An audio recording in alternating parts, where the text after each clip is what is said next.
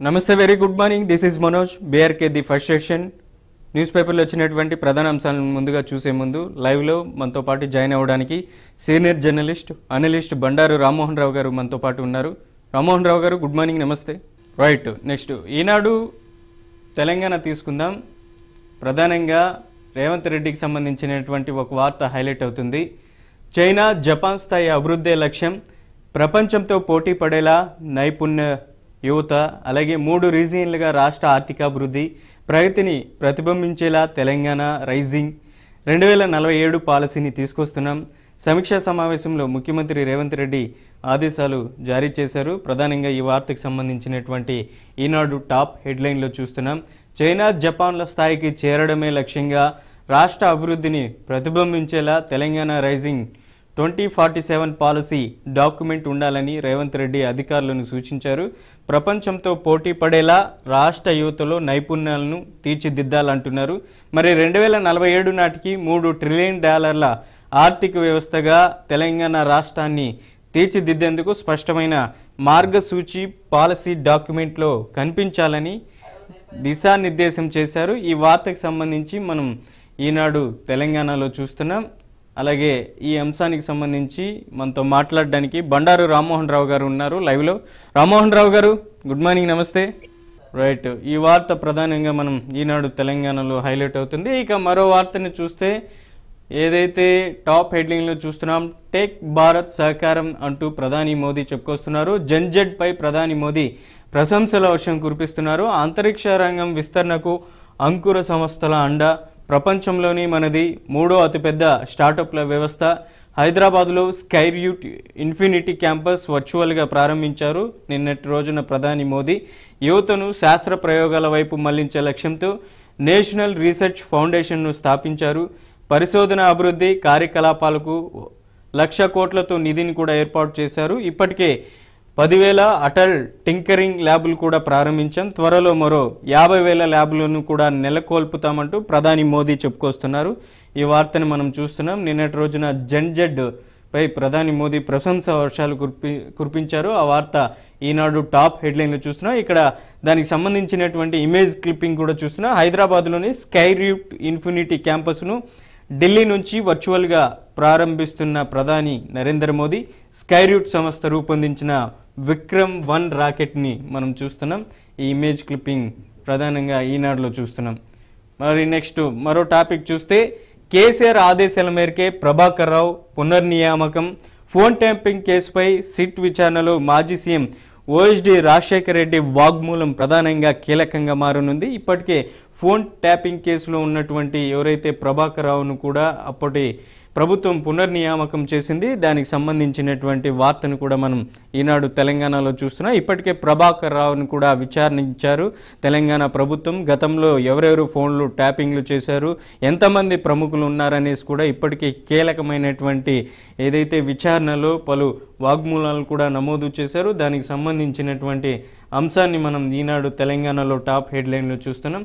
మరో వార్తను చూస్తున్నాం. 2015 నోటిఫికేషన్ గ్రూప్ 2 ఉద్యోగులకు ఊరట. సింగిల్ జడ్జి ఉత్తర్వుల అమలుపై కూడా స్టే విధించారు. దానికి సంబంధించినటువంటి ఎవరైతే గ్రూప్ 2 అభ్యర్థులు గత కొంతకాలం నుంచి వాళ్ళు ఇబ్బంది పడుతున్నటువంటి పరిస్థితుల్లో వాళ్ళు హైకోర్టుకు వెళ్ళినటువంటి పరిస్థితి ఉంది. దానికి సంబంధించినటువంటి వార్తను మనం చూస్తున్నాం. ఇక రేవంత్ రెడ్డిదే ప్రధానంగా ఈనాడు టాప్ హెడ్లైన్లో హైలైట్ అవుతుంది. చైనా జపాన్ స్థాయి అభివృద్ధి లక్ష్యం అంటున్నారు. ప్రపంచంతో పోటీ పడేలా యువతలో నైపుణ్యం తీసుకురావాలి. ఇక 3 రీజియన్లుగా రాష్ట్ర ఆర్థికాభివృద్ధి ప్రగతిని ప్రతిబింబించేలా తెలంగాణ రైజింగ్ 2047 పాలసీని అనేసి రేవంత్ రెడ్డి చెప్పుకొస్తున్నారు. ఇదే అంశానికి సంబంధించి లైవ్లో మనతో మాట్లాడడానికి బండారు రామ్మోహన్ రావు గారు ఉన్నారు. రామ్మోహన్ రావు గారు, ఏం చెప్తారు రేవంత్ రెడ్డికి సంబంధించి? ఏదైతే ఆయన ప్రగతిని ప్రతిబింబించేలా తెలంగాణ రైజింగ్ 2047 పాలసీని తీసుకురావాలనేసి చెప్తున్నారు. లైన్ కట్ అయినట్టుంది, మరి కనెక్ట్ చేద్దాం. ఇక మరో వార్తకు సంబంధించి మనం ఈనాడు తెలంగాణలో మరో ఐటెం చూస్తున్నాం. నైజీరియన్ల డ్రగ్స్ దందా. ఈ వార్త ప్రధానంగా హైలైట్ అవుతుంది. ఢిల్లీ క్రైమ్ బ్రాంచ్తో కలిసి తెలంగాణ ఈగిల్ భారీ operation. Kompally Malnadu restaurant case దర్యాప్తు క్రమంలో ఈ కీలకమైనటువంటి ముఠాని గుర్తించారు. ఈ ముఠాని నడిపిస్తుంది కూడా అంతర్జాతీయ డ్రగ్స్ డీలర్ నిక్ అనేటువంటి అతను ప్రధానంగా అతన్ని కూడా అదుపులోకి తీసుకున్నారు. దేశ రాజధాని ఢిల్లీ కేంద్రంగా సాగుతున్న అంతర్జాతీయ డ్రగ్స్ రాకెట్ కార్యకలాపాలని తెలంగాణ యాంటీ నార్కోటిక్స్ బ్యూరో బృందం ఛేదించింది. ఢిల్లీలో అక్రమంగా ఉంటూ మాదక ద్రవ్యాలను విక్రయిస్తున్న నైజీరియన్ల దందా గుట్టురట్టయింది. నెలల తరబడి ఆపరేషన్ కొనసాగించి అంతర్జాతీయ డ్రగ్స్ డీలర్ నిక్ నేతృత్వంలోని నెట్వర్క్ను ఆటకట్టించారు మన తెలంగాణ పోలీసులు. వారిని కూడా అదుపులోకి తీసుకున్నటువంటి వార్తని ఈనాడు తెలంగాణలో మనం చూస్తున్నాం. ఈ వార్త ప్రధానంగా హైలైట్ అవుతుంది. నెక్స్ట్ మరో వార్తను చూస్తున్నాం. బలవంతపు ఏకగ్రీవాలు వద్దు, ఫిర్యాదులపై విచారణకు పర్యవేక్షణ విభాగం కూడా నియమిస్తున్నాం. రాష్ట్ర ఎన్నికల సంఘం ఉత్తర్వులు జారీ చేసింది.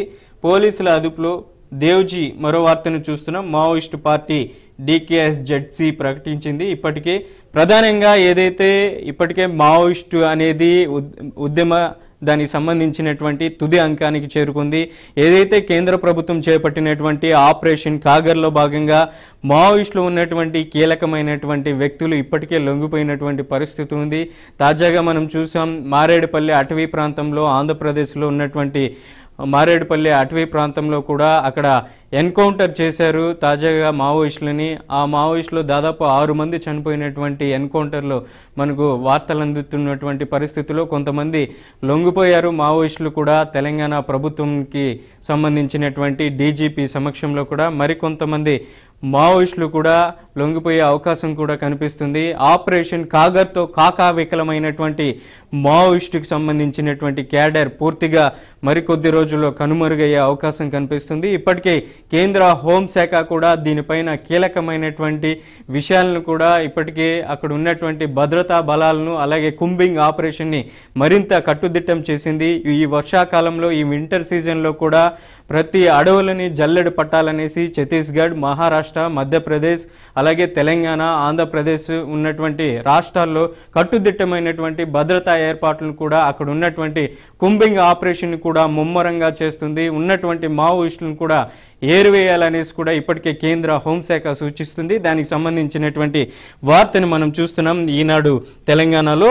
మెయిన్ ఎవరైతే ఉన్నారో కేంద్ర దళ సభ్యులు ఇప్పటికే లొంగిపోయినటువంటి పరిస్థితి ఉంది. తాజాగా మరో పోలీసుల అదుపులో senior most wanted Maoist Devji కూడా లొంగిపోయారనే వార్తని మనం చూస్తున్నాం. మావోయిస్టు పార్టీ కూడా దాన్ని అంగీకరించి కీలకమైనటువంటి ప్రకటన చేసింది. దేవ్జీ కూడా మావోయిస్టు బృందంలో ఇప్పుడు లేడు, పోలీసుల అదుపులో ఉన్నాడనేసి కూడా మావోయిస్టు ఒక లేఖనైతే రిలీజ్ చేసింది. ఆ వార్తని మనం ఈనాడు తెలంగాణలో చూస్తున్నాం. ఈ వార్త హైలైట్ అవుతుంది.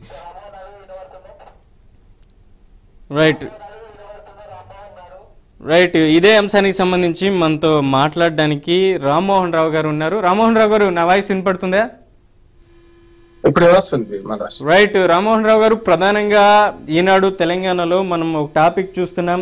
చైనా జపాన్ స్థాయి అభివృద్ధి లక్ష్యమని రేవంత్ రెడ్డి చెప్తున్నారు. వాటితో పోటీ పడేలా తెలంగాణని అభివృద్ధి చేయాలి, విజన్ 2047 పాలసీని తీసుకురావాలి. సమీక్షా సమావేశంలో రేవంత్ రెడ్డి పలు కీలకమైనటువంటి సూచనల్ని అధికారులకి జారీ చేశారు. ఈ వార్త ప్రధానంగా మనకు ఈనాడు తెలంగాణలో హైలైట్ అవుతుంది. ఏం చెప్తారు ఈ వార్త గురించి బండారు రామ్మోహన్ రావు గారు? మాటలు పొటం దాపుతున్నాయి కానీ కాళ్ళు గడప దాటలేదు. గతంలో గత పాలకులు కూడా ముఖ్యంగా కేసీఆర్ గారు కూడా విదేశీ విశ్వనగరాలతో పోలుస్తూ హైదరాబాద్ ఏం చేస్తాను, తెలంగాణ ఎట్లా చేస్తాను అని మాట్లాడారు. హైదరాబాద్ అభివృద్ధి చెందుతుంది, దానికి ఏం లేకుండా కాదు. కానీ వీళ్ళ మాటలు ఎందుకు చెప్తారు? ఏదో విశ్వనగరంగా హైదరాబాద్ వద్దన్నా మనకు పెరుగుతూనే ఉంది. ఇవాళ ప్రపంచంలో అతి వేగంగా పెరుగుతున్న నగరాలు హైదరాబాద్ ఒకటి. దానిలో చాలా అడ్వాంటేజ్ ఉన్నాయి విశ్వనగరంగా హైదరాబాద్ వర్తిల్లడానికి. పాలకులు కూడా సహకరిస్తే మంచిది అంటున్నారు. కనుక రేజింగ్ తెలంగాణ అని 2047 అనే విజన్ తో ముందుకెళ్తున్నారు, మంచిది అంటున్నారు. అందులో చాలా విషయాలు అంటే రవాణా సౌకర్యాల నుంచి మొదలుకొని ఆధునిక సౌకర్యాలు కల్పిస్తూ ఒక విశ్వనగరంగా ఎదగడానికి అవసరమైన కొన్ని ఏర్పాట్లు చేస్తున్నారు, కాదంటలేదు. చాలా నుంచి ప్రపోజల్ ఉన్నది. హైదరాబాద్ జిహెచ్ఎంసీని విలీనం, మిగతా మున్సిపాలిటీలను బట్టి విలీనం చేసి ఔటర్ రింగ్ రోడ్ వరకు విస్తరించాలని, అది మంచి పని అంటున్నారు. మన క్యాబినెట్ తీర్మానం మంచి పని చేసింది. వేరే నగరాలతో పోల్చకండి. మన హైదరాబాద్ గా హైదరాబాద్ షాన్ హైదరాబాద్ నగరాన్ని పెంచే ప్రయత్నం చేయడం మంచిది అంటున్నారు. కానీ నిన్న సమీక్ష నిర్వహిస్తూ వాళ్ళకు ఏదైతే మన విమాన ధ్యానం గురించి సమీక్ష నిర్వహిస్తూ అట్లానే నిన్న వర్చువల్ గా ప్రధానమంత్రి మోడీ గారు కూడా వర్చువల్ గా ప్రారంభించారు కదా. రామ్మోహన్ నాయుడు గారు కూడా పాల్గొన్నారు. వైమానిక రంగంలో ఒక మంచి విప్లవం మన దగ్గర వాళ్ళు పెట్టడం అది. దాంతోపాటు నిన్న రేజింగ్ తెలంగాణ దాని మీద సమీక్ష సమావేశం నిర్వహించారు, అధికారులు ఆడిట్ చేశారు. దాంతో పాటు ఈ పౌర సౌకర్యాలు పెంచడానికి, రవాణా సౌకర్యాలు పెంచడానికి అవసరమైన సూచనలు సలహాలు ఆహ్వానించారు. ఇప్పుడు డిసెంబర్ లో జరిగే రేజింగ్ తెలంగాణ సదస్సుకు ప్రధానమంత్రి మోడీని కూడా ఆహ్వానిస్తామన్నారు. మంచి పని అంటున్నాను. ఎందుకంటే పార్టీలకు అతీతంగా చేయాల్సిన పని ప్రధానమంత్రి మోడీ గారిని ఆహ్వానించమని మన రేవంత్ రెడ్డి చెప్పారు. తనే స్వయంగా ఆహ్వానిస్తానని కూడా చెప్పారు. హైదరాబాద్ అభివృద్ధిలో అన్ని పార్టీల భాగస్వామ్యం కావాలి. ఒకనాటిది కాదు హైదరాబాద్ 400 సాల్ కా షహర్ అంటాం కదా. 400 సంవత్సరాల పైగా ఈ నగరం పెరుగుతూనే ఉన్నది. నగరానికి బొండ్రాయి వేసింది ఎవరు అని అంటే నిజాం పాలకులు ఆనాడు మన అశబ్దాబాద్ పులి కుతుబ్షాలు ఆనాడు వేసుకుంటూ 400 సంవత్సరాల క్రితం పులి కుతుబ్షాలు ఈ హైదరాబాద్ నగరానికి అంకురార్పణంటూ ఆనాడే అన్నారు. అంటే చెరువుల్లో చేపల్లాగా ఈ జనంతో ఈ నగరం వర్ధిల్లు గాక అని చెప్పి వారు ఆశీర్వదించుకున్నారు, వారు ఆశించారు. అదే రకంగా 425 ఏళ్లలో ఎప్పుడో 3 లక్షల మున్సిపాలిటీతో మొదలైన హైదరాబాద్ 3 లక్షల జనాభాతో ఇవాళ 170 కోట్ల జనాభాను దాటే పరిస్థితి ఔటర్ రింగ్ లోపల ఉన్న అన్ని ప్రాంతాలు కలుపుకుంటే మరి విశ్వనగరంగా ముఖ్యంగా ఇంత పెద్ద ఒకే నగరంగా ఆవిర్భవించి దేశంలోనే ప్రతిభంగా నిలుస్తున్నది. దీన్ని కొనసాగించే పని ప్రభుత్వాలు చేయాలి, వెనుకకి తీసుకుపోవచ్చా. అందుకనే రేవంత్ రెడ్డి గారి లక్ష్యం కూడా మంచిది. వారు ఈ లక్ష్యం వైపు వెళ్లే క్రమంలో ప్రభుత్వం సహకరిస్తే తప్పక ప్రజలు అభివృద్ధి చెందుతారు, నగరం కూడా అభివృద్ధి చెందుతారు. రైట్, మీరు చెప్తున్న విధంగా అదే వార్తకు సంబంధించినటువంటి మోదీ నిన్నటి రోజున హైదరాబాద్లో జడ్పై ప్రధాని మోదీ ప్రశంసా వర్షాలు కురిపించారు. ఆ వార్తని ఈనాడులో చూస్తున్నాం. హైదరాబాద్లోని స్కై రూట్ ఇన్ఫినిటీ క్యాంపస్ను ఢిల్లీ నుంచి వర్చువల్గా ప్రధాని నరేంద్ర మోదీ ప్రారంభిస్తున్నారు. స్కై రూట్ సంస్థ రూపొందించిన విక్రమ్-1 రాకెట్ ప్రయోగానికి సంబంధించినటువంటి ఇమేజ్ క్లిప్పింగ్ మనం చూస్తున్నాం. ఇక అంతరిక్ష రంగం విస్తరణకు అంకుర సంస్థల అండ, ప్రపంచంలో మనది 3వ అతిపెద్ద స్టార్టప్ల వ్యవస్థ అనేసి కూడా ప్రధాని మోదీ నిన్న వర్చువల్ మీటింగ్లో చెప్పుకొచ్చారు. ఏం చెప్తారు ఈ వార్త గురించి బండారు రామ్మోహన్ రావు గారు? ఇప్పటిదాకా కొంత ప్రస్తావించాను నేను, అదే అంటున్నాను. టెక్ భారత్ అని మనకు హైదరాబాద్ విశ్వనగరంగా 2 రకాలుగా, ఒకటేమో ప్రపంచంలో ఎక్కడ అంటే మన భారతదేశంలో కానీ ఒక నగరంలో జీవించాలంటే అన్ని భాషలు వచ్చిన వాళ్ళు ఉండరు. కానీ అన్ని భాషలు వచ్చిన ఏ భాష వచ్చినా ఆ భాషను ఆకలింపు చేసుకుని ఆ భాషను ఆదరించే సంస్కృతి మన హైదరాబాద్. ఇప్పుడు కన్నడ మాత్రమే మాట్లాడాలని బెంగళూరులో ఉద్యమాలు చేయడానికి మన దగ్గర జరగవు కదా. తమిళమే మాట్లాడాలని మనకు తమిళనాడులో మాట్లాడినట్టు ఉద్యమాలు జరగవు మన దగ్గర కదా. అట్లాగే మన దేశంలోని అన్ని భాషలు వచ్చిన నగరంగా మనకు హైదరాబాద్ ఉంటుంది. అట్లాగే దక్షిణ భారతదేశానికి గేట్వే ఆఫ్ సౌత్ ఇండియా లాగా ఉండుకుంటూ ఇవాళ ఉత్తర దక్షిణ తూర్పు పడమర భారతదేశాలను భారతదేశంలోని ప్రాంతాలను నగరాలను ఆకర్షిస్తున్న నగరంగా మనది ఉంది. అందుకని నిన్న రేజింగ్ తెలంగాణ పోస్టర్ కూడా వారు ఆవిష్కరించారు. చూశాం కదా మనం.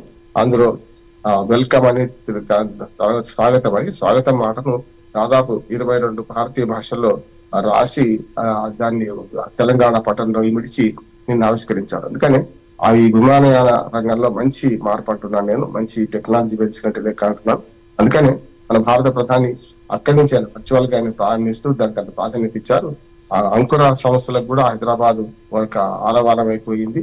అంకుర సంస్థను ప్రోత్సహించే క్రమంలో హైదరాబాద్ విశ్వనగరంగా ఆవిర్భవించడం కాకుండా టెక్నాలజీ కూడా అంత వేగంగా అభివృద్ధి తీసుకుంటుంది. అంటే సామాన్యుడి నుంచి ధనవంతుడు పౌర సౌకర్యాల కల్పనలో, అంటే ఎవరికి వారు జీవించడానికి పౌర సౌకర్యాల కల్పనలో హైదరాబాద్ అద్భుతంగా వెలుగుతుంది. మళ్ళీ ఈ మధ్య కొన్ని సర్వేలు కూడా చేసినాయి. హైదరాబాద్ నగరం విస్తరణ ఎట్లా జరుగుతుంది, ఏ రకంగా ముందుకు పోతుంది అని దాని మీద. అవన్నీ చూస్తే ఇప్పుడు ఇది వచ్చిన కేంద్ర ప్రభుత్వ రంగ సంస్థలు ఇప్పటికే చాలా ఉన్నాయి. హెచ్ఏఏలు, బిహెచ్ఈఏలు, ఈసీఐఏలు, మనకు చాలా సంస్థలు కేంద్ర ప్రభుత్వం, డిఆర్డిఓ దక్షిణ హైదరాబాద్ అంతా డిఆర్డిఓ ఇప్పుడు చిన్నగా నెహ్రూ గారి హయాంలో వచ్చినాయి. అవన్నీ కూడా ఇవాళ హైదరాబాద్ కు మణిహారంగా మారినాయి. ఇప్పుడు కొత్తగా నిన్న మన మోడీ గారు వర్చువల్ గా ప్రారంభించిన అది కూడా మనకు ఒక మంచి అవకాశం అంటున్నాను. టెక్నికల్ గా పనిచేసే చాలా మందికి విమానయాన రంగంలో కానీ విమానయాన తయారీ రంగంలో కానీ మంచి విప్లవాత్మకంగా ఒక చర్య అని అనుకుంటున్నాను. రైట్, నెక్స్ట్ మరో వార్తను చూస్తున్నాం. ఏబీఎన్ ఆంధ్రజ్యోతి తెలంగాణలో పల్లె నగార మోగడంతో సర్పంచ్లకి మునుపెన్నడూ లేని విధంగా భారీగా జోరుగా వేలంపాటలు సాగుతున్నాయి. పల్లెటూరులో సందడి వాతావరణం నెలకొంది. గ్రామ పెద్దలు ఈ మాట కన్నా గ్రామ పెద్ద అనే మాటే కిక్కు. సర్పంచ్ పదవి చేపడితేనే దానికి సార్థకత, ఆ హోదానే వేరు, ఆ గుర్తింపే ప్రత్యేకం. ఇలా పదవీ కాంక్షతో ఆశావాహులు ఏకగ్రీవ అస్త్రాన్ని వదులుతున్నారు. పోటీ లేకుండా సర్పంచ్గా ఎన్నికయ్యేందుకు పావులు కదుపుతున్నారు. ఇందుకు ఎంత డబ్బైనా వెచ్చించేందుకు సిద్ధమంటున్నారు సర్పంచులుగా పోటీ చేసే అభ్యర్థులు. ప్రధానంగా ఏకగ్రీవం చేసి ఆ డబ్బుని అభివృద్ధికి వెచ్చించేయొచ్చున ఎంతైనా వెచ్చించేందుకు సిద్ధమవుతున్న ఆశావాహులు. గద్వాల జిల్లా కొండపల్లిలో 60 లక్షలు పలికిన సర్పంచ్ పదవి, గొర్లకాంత్ దొడ్డిలో 53 లక్షలు పలికింది. చింతలకుంటలో 38.5 లక్షలు ఏకగ్రీవానికి. శ్మశానానికి ఎకరం ఇచ్చేవారికి ఆ పదవి అనేసి ఆ ఊర్లో పెద్ద మనుషుల సమక్షంలో ఒకరినే ఏకగ్రీవంగా ఎన్నుకోవాలనేసి ఆ ఊరి గ్రామ ప్రజలు కూడా తెలియజేస్తున్నారు. మరోవైపు ఆలయానికి ఎకరా ఇస్తాం, ఇంటి నల్లా బిల్లులు కూడా కడతాం మేమే, మీరు మాకే ఇవ్వండి అంటూ కూడా అక్కడ ఉన్నటువంటి ప్రజలు కూడా డిమాండ్ చేస్తున్నటువంటి పరిస్థితి ఉంది. ఖమ్మం జిల్లాలో కోటితో ఓ అభ్యర్థి మేనిఫెస్టోని ఏకంగా విడుదల చేసినటువంటి పరిస్థితి ఉంది. ఏం చెప్తారు ఈ వార్త గురించి? మనోజ్, ఈ రంగంలో నాకు విస్తారమైన అనుభవం ఉంది. పంచాయతీ మెంబర్ గా, సర్పంచ్ గా, ఎంపీపీ ప్రెసిడెంట్ గా ఒక 15-20 ఏళ్ళు పంచాయతీరాజ్ వ్యవస్థలో ఎన్నికైన ప్రజాప్రతినిధిగా పనిచేశాను. మాకు అప్పుడు ఇవన్నీ లేవు. ఏకగ్రీవాలుగా గట్టిగా నిలబడి గెలిచాం, పోటీ చేసి గెలిచాం. గెలిచిన క్రమంలో గ్రామాభివృద్ధి కానీ, మండలాభివృద్ధి కానీ, ఏదైతే ఏరియా ఎన్నికైనా దానికి అభివృద్ధికి పాటుపడతామన్నాం కానీ ఇట్లా వేలంపాటల రాజకీయాలు లేవు. అప్పుడు కూడా ఉండే, కానీ అప్పుడు ఏకగ్రీవాలు ఉంటే అది వరకు గౌరవంతో, మనిషి మీద గౌరవంతో ఏకగ్రీవాలు చేసుకునేవారు. కానీ అట్లా కాదు. ఇప్పుడు మీరు అన్నదానికి అదనంగా ఇంకోటి చెప్తాను. ఇంకొక సర్పంచ్ అభ్యర్థి ఒక వాగ్దానం చేసింది ఏంటంటే, 5 ఏళ్ళు వచ్చే 5 ఏళ్ళు మీరు ₹1 ఇంటి పన్ను కట్టాల్సిన అవసరం లేదు, ఆ ఇంటి పన్ను మొత్తం నేను కట్టాలి, సొంతంగా కడతా అంటారు. ఇంకా అట్లాగే ఇట్లా శలభాలాగా ఇప్పుడు ఎకరము 2 ఎకరాలు అమ్ముకుంటున్నారు కదా, ఎకరం 2 ఎకరాలు దానం చేస్తా అంటున్నారు కదా, ఇదే మంచిదే కాదట్లేదు. కానీ మీరు సర్పంచ్ కాకపోయినా ఆ పని చేయండి, మీరు చిరస్థాయిగా నిలుస్తారు, మీ పేరు పెట్టుకోవచ్చు. ఓ స్కూల్కి దానం, స్కూల్కు ఏదైనా కార్యక్రమం చేస్తే మీ స్కూల్ పేరే, స్కూల్ కానీ కాలేజీ పేరు మీ పేరే పెడతారు. అంతకంటే పెద్దది కావాలి, సర్పంచ్ పేరు రావాలని అనుకుంటే ఇది మీ ఇష్టం. కనుక రెండోది కూడా నేను గత 2021 నుంచి ఇప్పటి వరకు 5 బ్యాచ్లకు ఈ సర్పంచ్లకు మన ఏపీటీసీలు, జెడ్పీటీసీలు, వార్డు మెంబర్లు శిక్షణ ఇచ్చేవాడిని అఫీషియల్ గా. అంటే ప్రభుత్వం, రాష్ట్ర ప్రభుత్వాలు ఏం మారినా కూడా, ఏ పార్టీ ఉన్నా కూడా శిక్షణ ఇచ్చే కార్యక్రమం చేస్తున్నాం. అందులో భాగంగా మేము చూస్తే కొన్నిసార్లు దళితులు, పేదలు శలభాల్లాగా ఇందులో పోతున్నారు. ఒక గిరిజన మహిళ ఒక ఏకగ్రీవ పంచాయతీ కోసం 50 లక్షలు ఖర్చు పెట్టింది. ఇప్పుడు కాదు, 2019లో ఏడ్చుకుని చెప్పింది మా ట్రైనింగ్ లో. ఏంటి అంటే ఏకగ్రీవాల కోసం ఎదుటి వాళ్ళని ప్రలోభ పెట్టడం, ఎదుటి వాళ్ళని 5 లక్షలు ఇవ్వడం, ఊరు మొత్తానికి దావతి ఇవ్వడం, తర్వాత గుడి కట్టిస్తుంది, ఏదో గ్రామదేవత గుడి కట్టిస్తుంది కార్యక్రమం, భూమి ఇవ్వడం, నారు పోసిన వాడు నీరు పోయడం అని చెప్పి చివరికి ఎన్నికైన తర్వాత గుడి నువ్వే కట్టించాలి అని చెప్పి అంటున్నారు. ఏం చేయాలని ఏడుస్తూ ఉంది. అంటే ఎందుకమ్మా ఇంత బాధపడేవాడి, సర్పంచ్ వస్తారు అనిపించుకోవాలి. ఇంత చేస్తే 600 ఓట్ల తండా, చిన్న తండా. అటువంటి దాంట్లో కూడా ఇంత పెద్ద ఎత్తున ఈ సర్పంచ్ పదవికి ఇట్లా జరగడం సరైంది కాదు. ఏకగ్రీవాలు, బలవంతపు ఏకగ్రీవాలు కానీ ప్రలోభ పెట్టిన ఏకగ్రీవాలు రద్దు చేయాలని నేను కోరుతున్నాం. ఇవాళ మేము ప్రెస్ క్లబ్, సమాజ్గఢ్ ప్రెస్ క్లబ్ లో స్థానిక ప్రభుత్వాల సాధికారత సమైక్య రాష్ట్ర అధ్యక్షుడిగా నేను సర్పంచులను వాళ్ళతో మీటింగ్ పెట్టాను. వాళ్ళందరికీ విజ్ఞప్తి చేస్తున్నా, మీరు అనవసరంగా ప్రలోభాలకు గురి చేయకండి. ఏకగ్రీవాలు, బలవంతపు ఏకగ్రీవాలు వద్దని చెప్తున్నాం. ఎన్నికల్లో ప్రజలు గెలవాలి, పార్టీలు కాదు, నాయకులు కాదు. కనుక ఎన్నికల్లో ప్రజలే గెలవాలనే దాంతో అందరినీ ఓటేయమని కోరుతున్నాం. అంటే వాళ్ళ ఇట్లాంటి ఏకగ్రీవాలను గట్టిగా గమనించాలి. ప్రలోభాలు, డబ్బులు పంచి లేకపోతే డబ్బులు లంచం ఇచ్చి ఈ మొత్తం గ్రామానికే లంచం ఇది వరకు చెప్పానంటే, కొన్ని గ్రామాలలో ఇప్పుడు కాదు, మన ఒక 6 నెలల క్రితమే పరువుగడ్డ అని మనకు కేసీఆర్ గారి కాన్స్టిట్యూన్సీ, గజ్వేల్ కాన్స్టిట్యూన్సీ లో ఒక నియోజకవర్గం, ఒక ఊళ్ళో ఆల్రెడీ ఏకగ్రీవ సర్పంచ్, వార్డు మెంబర్లు ఇప్పటికే డిక్లేర్ చేసుకున్నారు వాళ్ళు 6 నెలల క్రితమే. ఇప్పుడు కాదు, అప్పుడు. అంటే ఎప్పుడు ఎలక్షన్ వచ్చినా నామినేషన్ వాళ్ళే వేయాలి. అందుకని ఒకటి భయం, రెండోది భక్తి, మూడోది భక్తితో చేస్తే నష్టం లేదు, మూడోది ప్రలోభాలతో ఏకగ్రీవాలు అయితే గమనించాలి. కలెక్టర్ గమనించమని కూడా ఎలక్షన్ కమిషన్ విజ్ఞప్తి చేసి ఎలక్షన్ కమిషన్ కలవబోతున్నాం. మేము ఇట్లాంటి బలవంతపు ఏకగ్రీవాలు కానీ లేకపోతే ప్రలోభ పెట్టే ఏకగ్రీవాలను రద్దు చేయమని కోరుతున్నాం. రైట్, నెక్స్ట్ మరో వార్తను చూస్తున్నాం. బీసీ బిల్లుపై ప్రధానితో చర్చలకు సిద్ధం అంటున్నారు డిప్యూటీ సీఎం తెలంగాణ బట్టి విక్రమార్క. ఆయన సమయం ఇస్తే ముఖ్యమంత్రి ఆధ్వర్యంలో ఢిల్లీకి వెళ్తాం, ఎంపీలందరూ కలిసి రాష్ట్రంలోని అన్ని పార్టీల ఎంపీలు ప్రధానిని కలిసి వినతి పత్రం కూడా సమర్పిస్తాం, రాష్ట్రానికి రావాల్సిన నిధులపై కేంద్రానికి లేఖలు రాశాం, పార్లమెంట్ సమావేశంలో ఆ అంశాలను ప్రస్తావించండి అంటూ కూడా రాష్ట్రాల ఎంపీల సమావేశంలో డిప్యూటీ సీఎం బట్టి విక్రమార్క, చిత్రంలో సిఎస్ రామకృష్ణరావు అలాగే జితేందర్ రెడ్డి ఏం చెప్తారు ఈ వార్త గురించి? సమావేశం పెట్టిన సమావేశమేమో తెలంగాణ అభివృద్ధికి ఎంపీలందరూ కూడా సహకరించాలి. పార్లమెంట్ సమావేశాలు డిసెంబర్ 1 నుంచి మొదలు వస్తున్నాయి కనుక డిసెంబర్ 1 జరిగే పార్లమెంట్ సమావేశాల్లో మన రాష్ట్ర సమస్యల గురించి ప్రస్తావించాల్సిందిగా, అంటే అన్ని పార్టీలు ఐక్యంగా పోరాడితే బాగుంటది, కేంద్ర ప్రభుత్వం దృష్టి తీసుకొస్తే బాగుంటది అనే ఆలోచన మంచిది. డిప్యూటీ చీఫ్ మినిస్టర్ బట్టి విక్రమార్క గారి మన ఏదైతే ఆలోచన మంచిది. ఈ సమావేశాన్ని ఆహ్వానిస్తున్నాం. ఇందులోనే మరి బీసీ బిల్లు కోసం చర్చకు సిద్ధం అంటున్నారు. అంటే ఈ పని మొదటి నుంచి ఎందుకు చేస్తారు? ఇదే పని అదే అఖిలపక్షం పెట్టుకొని తమిళనాడు తరహాలో జయలలిత తీసుకెళ్ళిందో ఇప్పటికీ చేసుంటే బాగుండదు కదా. 5 ఏళ్ళు పోయినాక లాభ స్టేషన్కి వచ్చి ఇవాళ బీసీ రిజర్వేషన్ 42 బదులు 23 కుదించామన్నారు. 23 పోయి 17, 18, 19 అంటున్నారు. మరి చాలా చోట్ల అన్యాయం జరిగిందని కోర్టుకు వెళ్ళారు. నిన్ననే ఒక 4-5 పంచాయతీల ఎన్నికల మీద స్టే ఇచ్చింది కూడా ఆంధ్రప్రదేశ్, మన తెలంగాణ హైకోర్టు స్టే ఇచ్చింది, చూసాం మనం. అటువంటిది మరి ఇట్లా కొన్ని స్టేలు దొరుకుతుంటే రేపు మొత్తం అంత ఎక్కువ కేసులు పడ్డాయి అనుకోండి, ఎలక్షన్ చెల్లదని అంటే రేపు కష్టం కదా. అందుకనే అడవిగాని హామీ ఇచ్చారు. ఆ హామీ అమలుపరిచే క్రమంలో 2 ఏళ్లు తాత్సారం చేశారు. కొంత పని చేయలేదంటే బీసీ కులగణన చేయడం కానీ అది కరెక్టా కాదా తర్వాత సంగతి. అందులో ఇప్పటిదాకా కులాలు వెల్లడించలే కదా, ఏ కులం మనుషులు ఎంతమంది ఉన్నారో వెల్లడించలే కదా. ఓవరాల్ గా ఎస్సీ ఎస్టీ జనాభా వద్దన్న లెక్కలు ఉన్నాయి పాతవి, కానీ పెరిగినాయి. 2011 తర్వాత ఈ 15 ఏళ్లలో ఏం పెరగలేదా? పెరిగినాయి కదా. ఈ 14 ఏళ్ళలో పెరిగిన దాని లెక్కలేదని వాళ్ళు కేసు వేశారు. అట్లాగే ఇప్పుడు మన బీసీల లెక్కలో మిగతా కులాలు, బీసీలలో సబ్ కులాలు, ఉప కులాల గురించి ఎక్కడ మీరు లెక్కలు చెప్పలేదని అదొక కేసు వేశారు. చివరికి నిన్న కాక మొన్న ఈ రిజర్వేషన్ల ఒకటాకుల మీద వరుసగా మన కేసులు పడుతున్నాయి హైకోర్టులో. కనుక మీరు తొందరపడి ఎలక్షన్ చేస్తున్నారు. ఒక 15 రోజులు 20 రోజులు ఆగితే ఇవన్నీ సవరించే ప్రయత్నం ఉంటుండే. ఇప్పుడు చేతులు గాలకి ఆకలి పట్టుకున్నట్టు అందరూ పోయి ఎక్కడ చేస్తామంటే ఇప్పుడు కొత్త హామీ ఇస్తున్నారు బీసీలకు. కొత్త హామీ ఏంటంటే ఎంపీటీసీ జడ్పీటీసీ ఎలక్షన్ లో మీకు రిజర్వేషన్ 42 ఇస్తారు. ఇప్పుడు జరిగేది కాదు, అయ్యేది కాదు, పోయేది కాదు.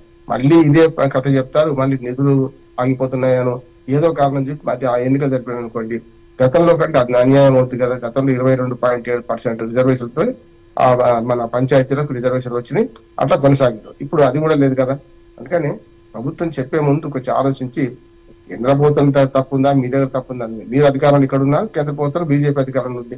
ఈ 2 పార్టీలు కలగలిపి బీఆర్ఎస్ ప్రధాన ప్రతిపక్షం బీఆర్ఎస్ తీసుకొని వెళ్ళి ఢిల్లీలో ప్రయత్నం చేస్తే తప్పు. ఇప్పుడు ప్రయత్నం లోపం ఉండదు కదా, చేస్తే తప్పుగా. బట్టి విక్రమార్క ఆలోచన స్వాగతిస్తూనే మన తెలంగాణ అభివృద్ధి పట్ల అన్ని పార్టీలు ఏకకంఠంతో పార్లమెంట్ ప్రస్తావించాలని మనందరం కోరుతున్నాం. రైట్. నెక్స్ట్ ఈనాడు ఆంధ్రప్రదేశ్కి వెళ్దాం. ప్రధానంగా ఏపీ సీఎం చంద్రబాబు నాయుడుకి సంబంధించినటువంటి వార్తను చూస్తున్నాం.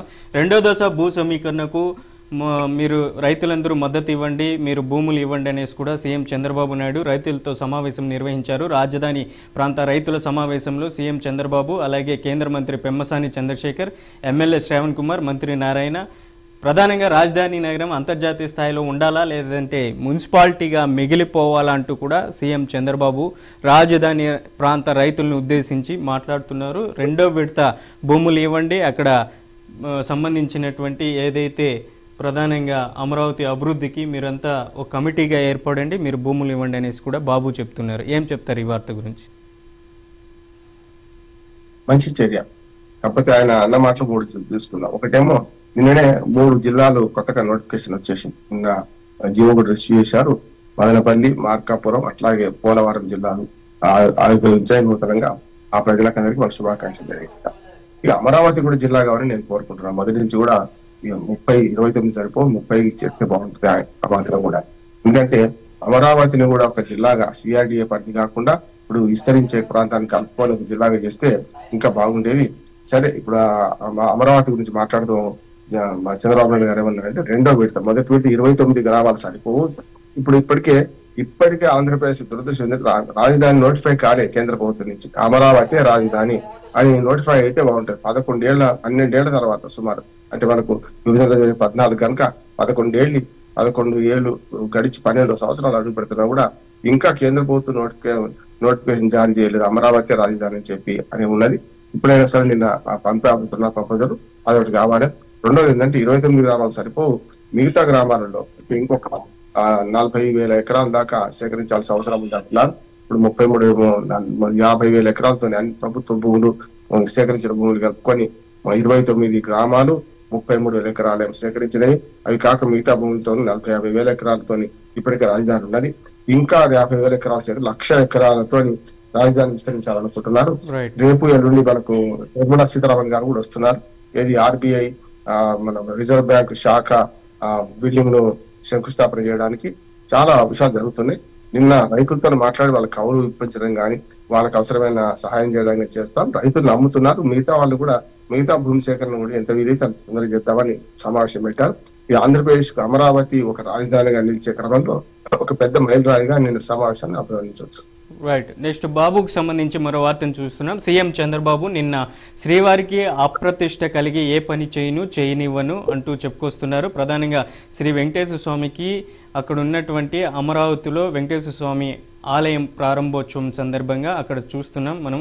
అమరావతిలోని వెంకటపాలెంలో వెంకటేశ్వర స్వామి ఆలయ విస్తరణ పనులకు భూమి పూజ చేస్తున్న సీఎం చంద్రబాబుకు సంబంధించినటువంటి ఇమేజ్ క్లిప్పింగ్ చూస్తున్నాం. 260 కోట్లతో వెంకటేశ్వర స్వామి ఆలయ నిర్మాణ పనులకు శంకుస్థాపన చేశారు. ఈ వార్తకు సంబంధించి తప్పులు చేస్తే ఏ జన్మలోనూ శిక్ష పడుతుంది, ఈ జన్మలోనే అది శిక్ష పడుతుందంటూ కూడా సీఎం చంద్రబాబు చెప్పుకొస్తున్నారు. ఏం చెప్తారు ఈ వార్త గురించి?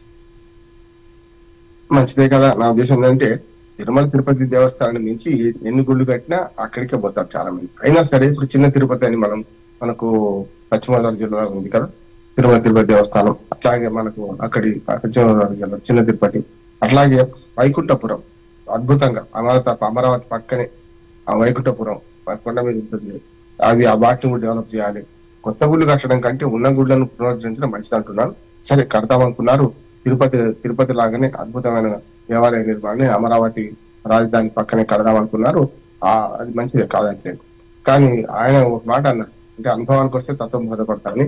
తిరుమల బాలాజీ మా ఇంటి ఇలవేల్పు, ఆయనను వ్యతిరేకించిన వారు, ఆయన మీద ఆయన అన్యాయం చేసిన వారు, ఆయన తెరువు పోయిన వాళ్ళు ఎవరు బాగుపడ్డారు నా స్వీయ అనుభవంతో చెప్తున్నాను. ఎందుకంటే ఆ ప్రస్తావన కూడా చేశారు పాప ఆయన. ఎందుకంటే అలిపిరి నాకు మళ్ళీ జన్మనిచ్చింది, ఇప్పుడు ఆ నక్సలైట్ బాంబు దాడి చేస్తే నన్ను జన్మనిచ్చింది కూడా శ్రీ వెంకటేశ్వరుడి దయ వల్ల నేను బతికానని కూడా చెప్పారు. అది అప్పుడే అయిపోతే చరిత్ర ఎక్కడో పోయేది కదా, నేను ఇవాళ ముఖ్యమంత్రిగా ఉన్నాను మాట వస్తారంటే ఆ శ్రీనివాసుడు దయ వల్లనే ఉన్నానన్నారు. వాళ్ళ ఇల్లు కొనుక్కున్నారు, శంకుస్థాపన చేశారు. కనుక ఈ గుడిని వీలైన తొందరగా కట్టి ప్రజలకు ప్రతిష్ట చేసి దేవుని చేస్తామన్నారు. మంచిది అంటున్నాను.